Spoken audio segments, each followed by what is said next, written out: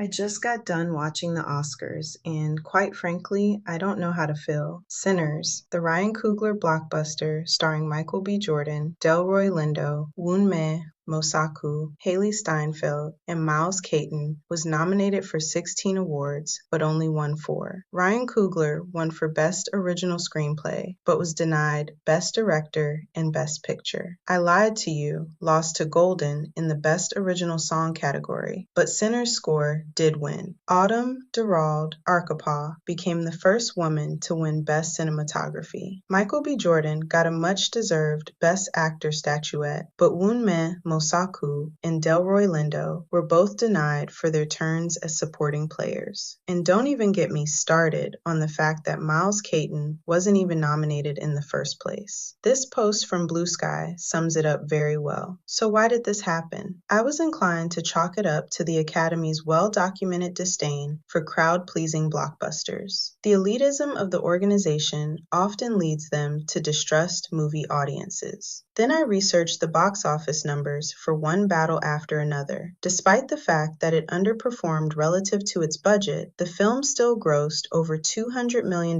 worldwide. F1 earned over $600 million at the box office, almost twice as much money as Sinners. Was it racism? Or was it the Academy's tendency to favor previous nominees? Paul Thomas Anderson, who won 2 awards for One Battle After Another, has been nominated before. Sean Penn, who beat out Delroy Lindo in the Best Supporting Actor category, is a 5-time nominee and 2-time Oscar winner. Amy Madigan, the Best Supporting Actress winner, won her first Oscar 40 years ago. Or was it racism? Is it because award shows are inherently political and the team at Sinners didn't play the game well enough? Is it because someone said the word vampires and the Academy members heard genre flick?